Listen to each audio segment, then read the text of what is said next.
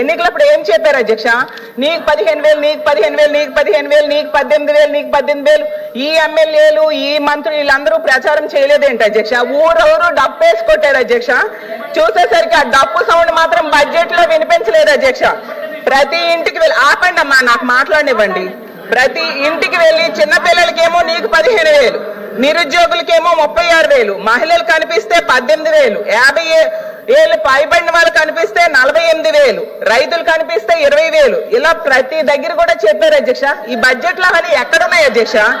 ఎక్కడున్నాయని నేను అడుగుతున్నాను అధ్యక్ష. అసలు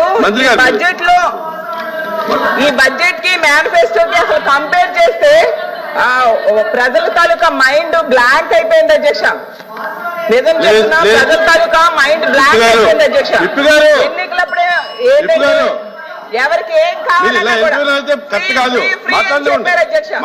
డబ్బులు లేకపోయినా పర్వాలేదు, సంపద సృష్టిస్తానని చెప్పారు అధ్యక్ష. సంపద సృష్టించి హామీలు అమలు చేస్తానన్నారు అధ్యక్ష. ఏదో అధ్యక్ష సంపద సృష్టి? ఎక్కడ సంపద సృష్టి? వీళ్ళు ప్రజలకు ఇచ్చిన హామీలు మాత్రం సంపద సృష్టి చేయలేదు అధ్యక్ష.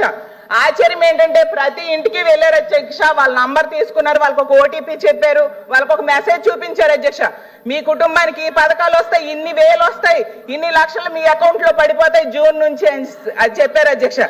ఏమో అధ్యక్ష, లక్షల రూపాయలు జూన్ గడిచిపోయింది, ఇప్పుడేమో నవంబర్ కూడా వచ్చేసింది అధ్యక్ష. అలాగే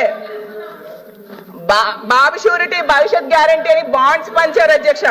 ఆ బాండ్స్ ఇప్పుడు ఏం చేసుకోవాలి అధ్యక్ష? వాళ్ళు అసలు ఆ బాండ్స్ కి ఈ బడ్జెట్ కి ఏమైనా సంబంధం ఉందా అని నేను అడుగుతున్నాను అధ్యక్ష. అసలు వీళ్ళు మేనిఫెస్టోకి ప్రజాగలం 2024 అని పేరు పెట్టారు అధ్యక్ష.